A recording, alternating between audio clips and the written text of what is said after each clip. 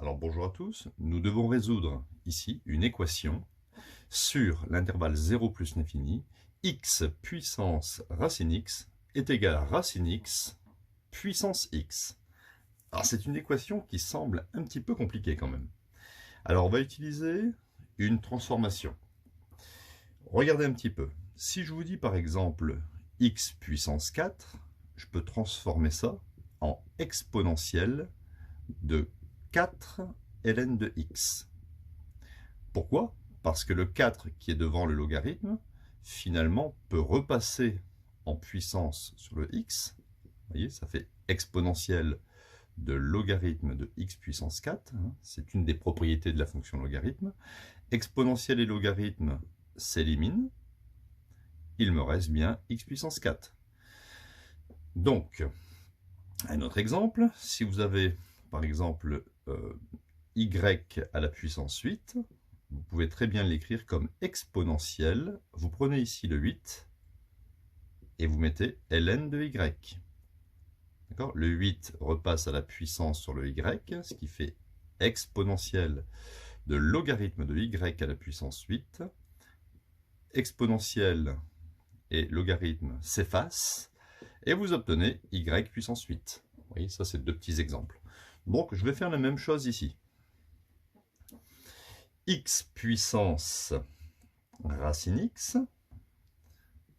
ça fera exponentielle de, vous prenez racine x et logarithme de petit x. C'est pour ça qu'ici, il faut absolument que x soit strictement supérieur à 0, pour parler de logarithme de x, est égal exponentielle, donc je prends ici petit x, logarithme de racine x. Donc, exponentielle de a est égale à exponentielle, on a vu, exponentielle de a est égale à exponentielle de b, ça équivaut à a égale b. Ça c'est un petit peu assez facile. Donc ici, ce qu'on va faire, c'est qu'on retire les exponentielles.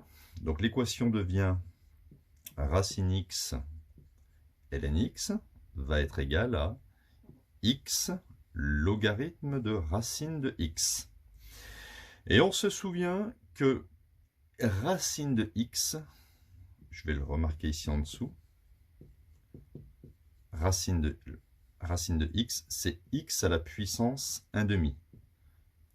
Racine de 11, c'est 11 à la puissance 1/2. Le 1/2, je le fais passer devant le logarithme. J'obtiens donc, vous voyez, c'est pas si simple que ça, j'obtiens donc racine x ln x va être égal à x fois 1 sur 2, ça fait x sur 2, multiplié par ln x. À ce moment-là, je vais ici transposer ce terme à gauche du égal, ce qui fait racine x logarithme x moins x sur 2 ln x doit être égal à 0. Maintenant, c'est très pratique. Je vais factoriser par ln x, ce qui me donne ln x facteur de racine x moins x sur 2 est égal à 0. Et j'ai généré ici une équation produit nul. Équation produit nul. Comme en troisième. Un produit de facteurs est nul si l'un des facteurs est nul. Soit c'est ln x qui est égal à 0, et je sais que ln de 1, ça fait 0. Donc ici, x est égal à 1. C'est la première solution. Soit c'est le deuxième facteur qui est nul, c'est-à-dire racine x moins x sur 2 est égal à 0. Je transpose ce terme, parce que ça c'est une équation qui est quand même pas facile. Je transpose ce terme à droite. J'obtiens racine x est égal à x sur 2.